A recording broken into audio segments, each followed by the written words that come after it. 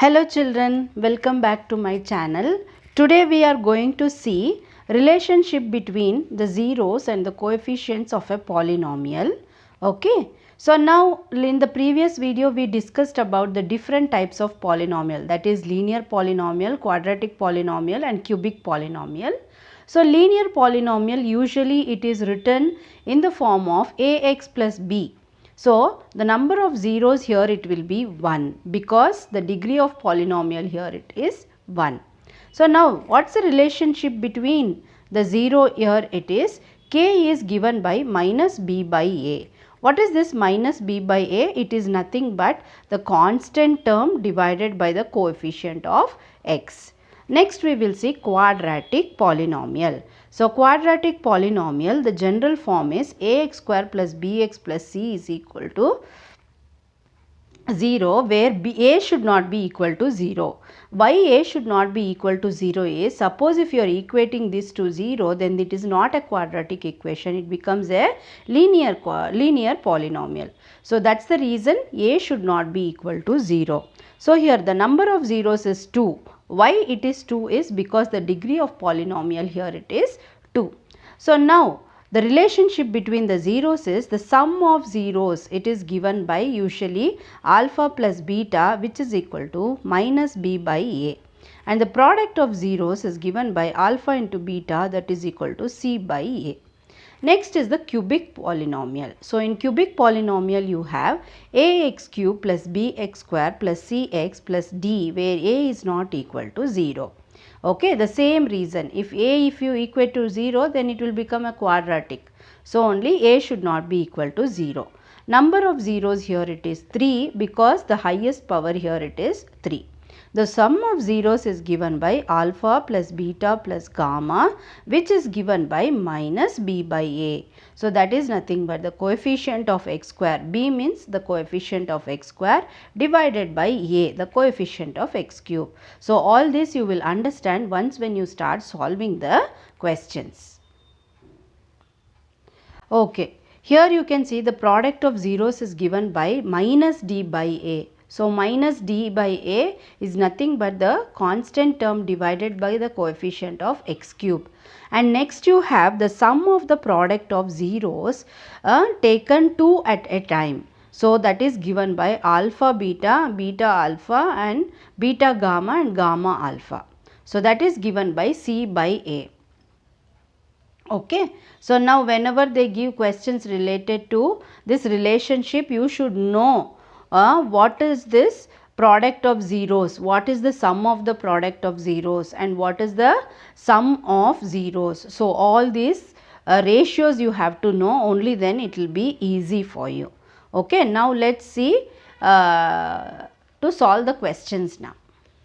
Okay children, now we will see, find the zeros of the polynomial and verify the relationship between the coefficients.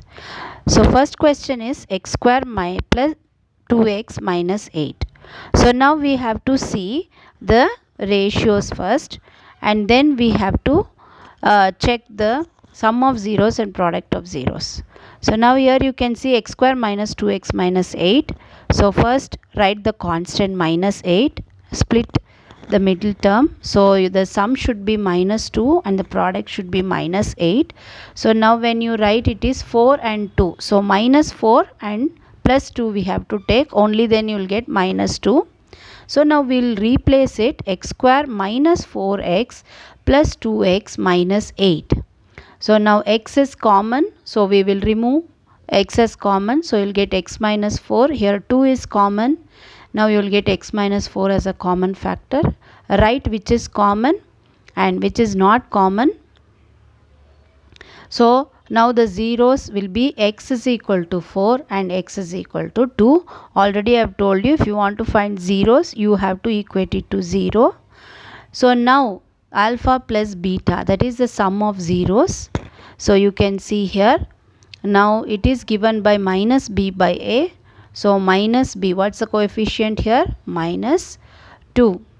So it is minus of minus 2 divided by a. If nothing is there, we have to consider 1. So it is 2 now, sum is 2. Next we are going to find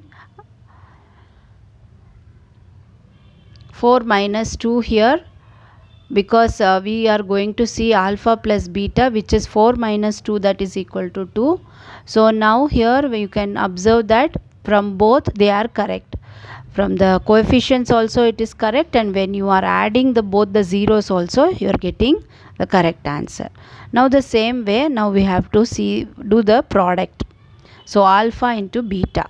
So alpha into beta will be equal to C by A, where C is equal to minus 8 and A is 1. So minus 8 is alpha beta.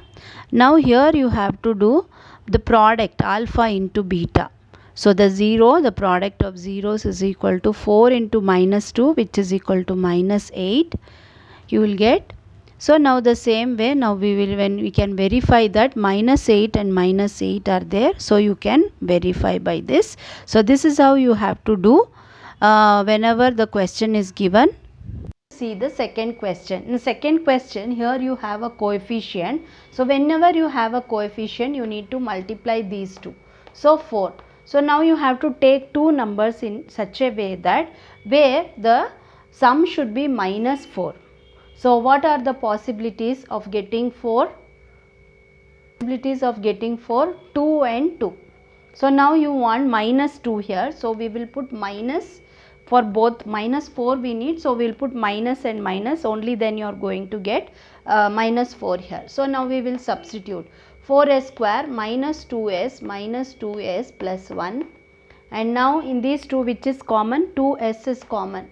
So 2s into, so 2s minus 1 and minus 1 into 2s minus 1. So now 2s minus 1 is common in both the case.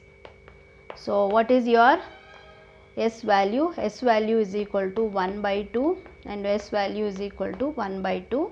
So this values you will get when you are equating each term to 0. Okay. So why we have to equate to 0 is to get the zeros of this quadratic polynomial. So now we will check what is alpha plus beta. Alpha plus beta is nothing but whatever zeros you have got, that is only considered as alpha beta. First we will take sum of zeros. So now that is half plus half. Half plus half is 1. So now we will verify whether it is same. So it is given by minus b by a. So what is minus b here? Minus b is minus 4.